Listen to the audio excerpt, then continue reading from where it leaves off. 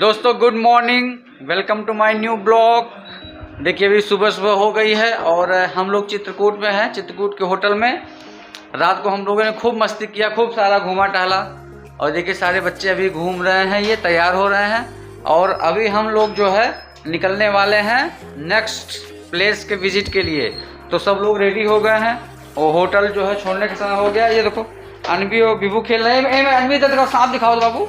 बिबू जो है सांप खरीद के लाया है रबड़ का, ये देखिए सब उसी के साथ खेल रहे हैं। और कोई जो है इससे डरते भी है बहुत लोग। ये देखिए ये छोटे छोटे बच्चे जो है हम कह रहे हैं क्या हम कह रहे हैं। अनबी जो उसी हिसाब से अपने मम्मी को डरा रही है। तो दोस्तों जो है लोग दोस्तों रेडी हो गए हैं होटल से निकलने के लिए। और होटल भी हम लोगों का बहुत ही अच्छा था, बहुत ही अच्छी रात कटी इसमें जो है, बहुत मज़ा आया जो है। सभी लोगों ने एंजॉय किया। क्या और किसी जगह रह दो, थोड़ा सा कहीं जगह हो तो इस तरह से जो है एंजॉय किया हम लोग, बहुत मस्ती। हाँ नहीं उसमें मत रखो यार, उसी में रखो ना कहीं पे कुछ। हाँ ऊपर से रख दो, उसके बाद में गाड़ी में ऊपर रख देना सबसे ऊपर, इससे जो आसानी से पड़ा रहेगा। तो हम लोग एकदम जस्ट एकदम रेडी हो गए हैं और निकलने के लिए तैयार हैं। कौन सा? हाँ पन्नी वाला ना। हाँ तो अब इस रूम को अलविदा बाय बाय बोलते हैं। हाँ अभी चलिए दूसरे रूम में भी रुपेंद्र जी हैं, देखते हैं उनके रूम में क्या कर रहे हैं, क्या चल रहा है उनका। तो उनके रूम में एक बार घूम के आते हैं, देखते हैं। ये सामने ये देखिए यहाँ पे एक शीशा लगा हुआ है बढ़िया। सामने मोबाइल और माइक आ जा रहा है, इस वजह से जो है क्लियरिटी नहीं आ रही है इसमें जो कि क्या दिख रहा है। तो चलिए घूमते हुए चलते हुए उस कमरे में और देखते हैं कि जो है क्या चल रहा है।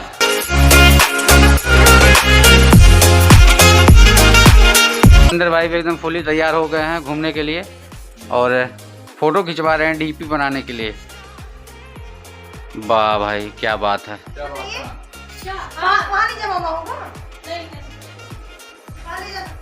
रुपेंद्र भाई ऐसी बहुत टाप चलाया है एकदम, एकदम ठंडा है।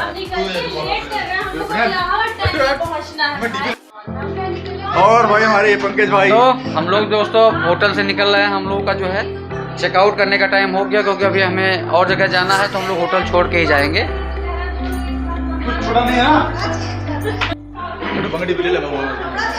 यहाँ पे अभी ले लिया जाएगा। कपड़ा पैक करा ले, कपड़ा पैक नहीं हमारा जो अभी हमारा थोड़ा सा जो है गुड्स पैक कराना बाकी है। तो अभी उसको जो है पैक करके तो फिर निकलते हैं जो। तो फाइनली दोस्तों हम लोग जो है अभी रूम से जो है चेकआउट कर रहे हैं, चल रहे हैं गाड़ी में और देखते हैं कुछ छूटा उटा तो नहीं है, कोई भी सामान छूटा नहीं है, सब क्लियर है। तो निकल रहे हैं होटल से अब और चल रहे हैं नीचे गाड़ी की तरफ। बेटा देखो आराम से चलो सब लोग, चलो।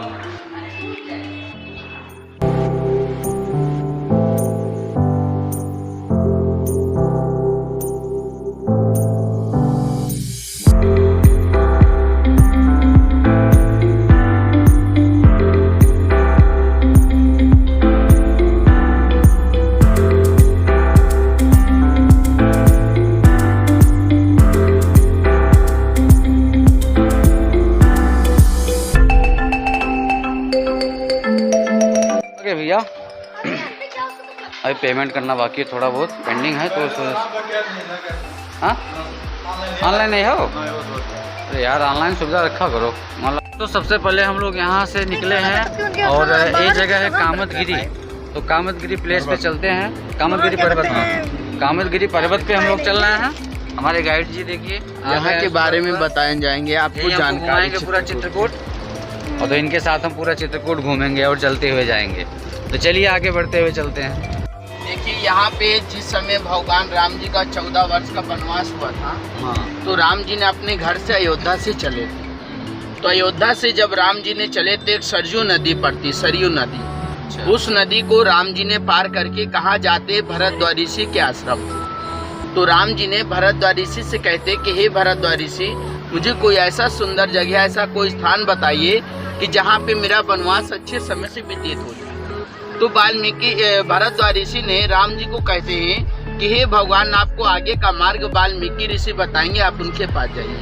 तो राम जी वाल्मीकि ऋषि के पास आते हैं और वाल्मीकि ऋषि से वनवास के लिए कहते हैं। तो वाल्मीकि ऋषि महाराज हंसने लगते हैं। क्यों हंसने लगते हैं? क्योंकि भगवान के अंतर्यामी है और इनका पत्तों में वास है और मेरे से वनवास के लिए पूछ रहे हैं। तो वहीं पे वाल्मीकि ऋषि ने रामचरितमानस में एक सुंदर सी चौपाई लिखते हैं। क्या लिखते हैं कि चित्रकूट गिरि करहु निवासु, चित्रकूट गिरि करहु निवासु, तहाँ तुम्हारे सब भात सुबासु। चित्रकूटम अनेक कूटम बहुवर्ण कूटम श्री मर्याद कूटम।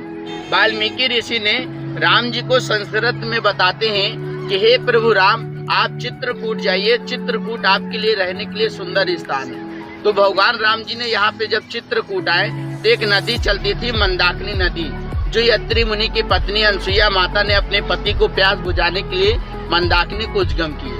तो राम जी ने नदी के उस पार में खड़े थे तो निषाद लोगों ने भगवान राम जी को बैठा करके उस पार से इस पार लाए। और जब इस पार लाए तो राम जी ने यहाँ पे कामतगिरी त्रिकुटा नाम का पर्वत था। यहाँ पे मतलब भगवान के पहले से यहाँ पे 33 करोड़ देवी देवता को ऋषि मुनि का वास रहता। तो यहाँ पे मतलब कि चित्र नाम के ऋषि रहते थे और त्रिकुटा नाम का पर्वत था। जिस पर्वत को हम आप लोग कामतगिरी बोलते हैं वो राम के समय में त्रिकुटा नाम का पर्वत था। और यहाँ पे चित्र नाम के चित्र विचित्र अत्रि ऐसे ऋषि रहते थे। तो चित्र नाम के ऋषि थे और त्रिकुटा नाम का पर्वत था। तभी से इन दोनों को मिस करके जगह का नाम पड़ गया चित्रकूट।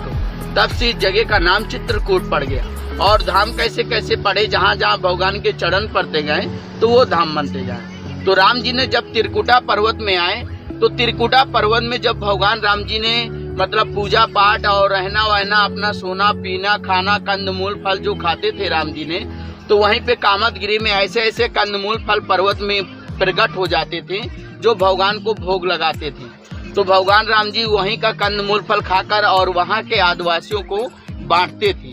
तो यहाँ पे जब राम जी ने जब वनवास किया 14 वर्ष में 11.5 साल जो चित्रकूट में वनवास किया, तो उसी पर्वत से भगवान नारायण विष्णु जी की मूर्ति स्वयंभू प्रकट हुई। जिस मूर्ति को मतलब शरीर, पूरे शरीर की मूर्ति नहीं प्रकट है, इतने गर्दन से मुखार बिंद जिसको बोलते हैं। जैसे हमारे मुख के अंदर में दांत और डार होते हैं, वैसे उनके मुख के अंदर में 7 शालिग्राम है, जिसमें से ब्लैक से जो पत्थर से होते हैं 7 शालिग्राम में से 5 शालिग्राम मुख के अंदर रहते जड़ित, कभी हिलते नहीं ना निकलते। 2 शालिग्राम मुख के बाजू में रहते हैं, उन्हीं का लोग दर्शन करते हैं। आज भी उनके मुख से कभी दूध कभी जल साल में 6 महीने में प्रकट हो जाता है। कब कितनी समय निकाला है कोई किसी को पता नहीं। अच्छा, भगवान राम जी चित्रकूट में कितना 11 साल थे कि 11 महीना? 11.5 साल 14 वर्ष के वनवास में 11.5 साल राम जी ने चित्रकूट में ही रहे। बाकी 2.5 साल नासिक पंचवटी में जहाँ सीता हरण हुआ। तो ये जो भगवान नारायण की मूर्ति का दर्शन है, तो वहाँ उस मूर्ति से अपने आप कभी मुख से कभी दूध कभी जल प्रकट हो जाता है। कब कितनी समय निकाला है कोई किसी को पता नहीं। अब ये हम आप लोग की काम की बातें हैं। चित्रकूट आने में क्या होता है, क्या मांगा जाता है, क्या फल मिलता है। राम जी का वनवास कितने वर्ष का था? 14 साल का। यहाँ पे राम जी ने कितने साल निवास किए? 11.5 साल।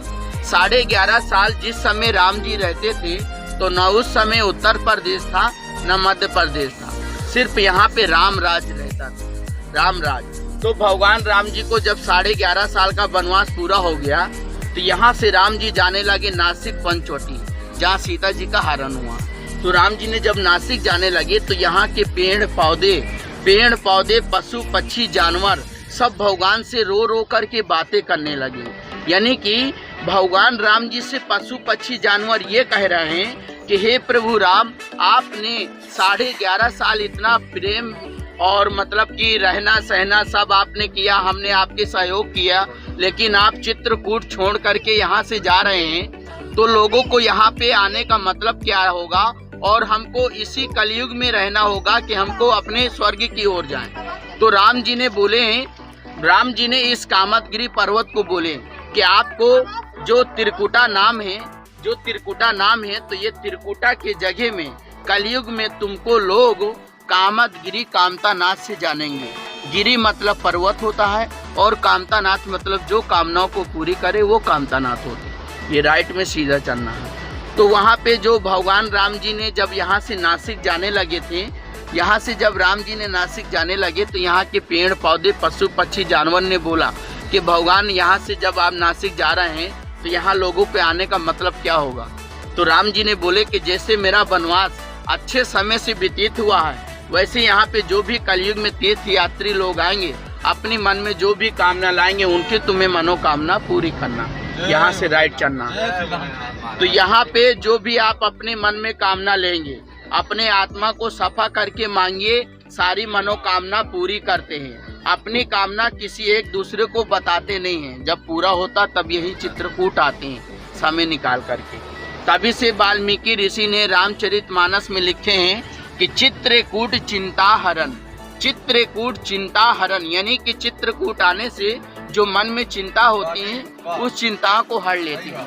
चित्रकूट चिंता हरण आए सुख के चैन। जब अच्छे दिन होते तभी चित्रकूट आया जाता है। जाना कहीं और हुआ आना कहीं और हुआ, ये भगवान की लीला होती है। चित्रकूट चिंता हरण आए सुख के चैन और पाप कटी युगुचार के देख कामता नहीं। चित्रकूट में रम रहे, चित्रकूट में रम रहे रहीमन अवध नरेश। आ जापे विपदा पड़े सो आवे यही देश। चित्रकूट की राम रज, चित्रकूट की राम रज पै किरमा की धूल। उड़ पड़े शरीर में पाप हुए सब दूर। तो यहाँ पे नहीं भगवान नारायण के मुख का दर्शन है और वहाँ पे एक कुबेर जी की मूर्ति है। जो कुबेर जी को समझते होंगे जो राम के खजाने के मालिक हैं। जिस समय राम जी रहते थे तो क्या खाते थे? कंदमूल फल। कंदमूल फल खाकर ही अपना 11.5 साल का समय व्यतीत किए। जब राम जी ने नासिक जाने लगे तो कुबेर महाराज भी भगवान राम जी से हाथ जोड़कर बोले कि हे प्रभु राम, आप चित्रकूट से नासिक की ओर जा रहे हैं, पर यहाँ लोग कलयुग में आएंगे तो कैसे और किस लिए आएंगे और मेरा क्या नियम यहाँ पे रहेगा। तो राम जी ने बोले कि आपको यहीं पे इस मित्र लोग में रहना कलयुग में ही, और तुमको नाना प्रकार की लोगों की कामनाओं को पूरी करना है। और यहाँ पे राम जी ने कुबेर जी के सामने में 5 कुंड मिट्टी के बनाए और जो राम जी खाते थे कंदमूल फल, उन्हीं कंदमूलों से कुबेर जी को भर करके नासिक पंचवटी गए। अब इधर में जैसे आदिवासियों के कारण से कंदमूल फल ये सब नहीं मिलता तो लोगों को मालूम है अपने घर से गेहूं चावल चीनी दाल यानी कि यहाँ लंगर चलता। लंगर समझते होंगे गरीबों को नहीं, मतलब इस कामदगिरी की 5 किलोमीटर की परिक्रमा लगती है। जैसे गोवर्धन गिरी की वैसे ये कामदगिरी की। तो 5 किलोमीटर में 360 मंदिर हैं और गरीब लोग अंधेरे लोग भिखारी लोग रहते हैं जिनको दाल चावल सब्जी रोटी खिलाया जाता है। तो वहाँ पे जैसे 5 किलोमीटर का परिक्रमा हम आप लोग नहीं कर सकते तो कुबेर कुंड के 5 कुंडों को राम जानकी के नाम से 2-2 बार परिक्रमा लगाएंगे तो 5 किलोमीटर का फल हम आप लोग को बराबर है। और उधर मिनी 2 मंदिर मेन है, भगवान नारायण कुबेर कुंड। दोनों मंदिर का दर्शन करना है। ये पर्वत जो सामने दिख रहा है ये पर्वत राम के समय में सोने चांदी का पर्वत है। तो नारद जी ने बोला कि प्रभु राम, आप यदि सोने चांदी का बना देंगे तो इसको कलयुग में इंसान लोग ढो ले जाएंगे। तब से ये पत्थर का हो गया। आज भी हम आप लोग इसको गौर से देखेंगे, जिधर हमारी गाड़ी खड़ी होगी वहाँ से गौर से देखेंगे तो जैसे राम जी का धनुष था वैसे धनुष के आकार जैसे ये पर्वत बना हुआ है। आज भी इसमें कई जड़ी बूटी लगी है, कोई पहचान करने वाला नहीं। अभी बारिश होगी एकदम हरा भरा हो जाएगा, लेकिन ये सूख चाहे जितना जाए लेकिन गिरता नहीं है। ये पूरा जड़ित पर्वत है। तो यहाँ पे भगवान नारायण का दर्शन करेंगे कुबेर कुंड का।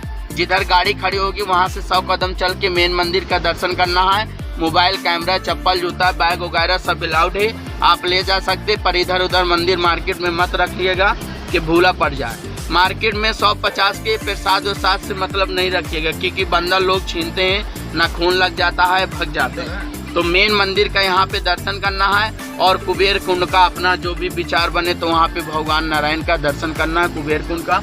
बोलिए चित्रकूट धाम की जय, बोलिए कामतानाथ स्वामी की जय।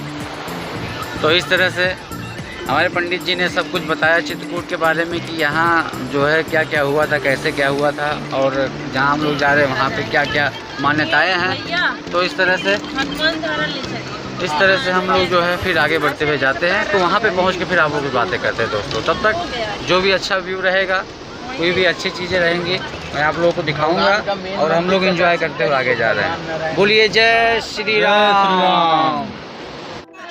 आराम से। तो फाइनली दोस्तों हम यहाँ पे आ गए हैं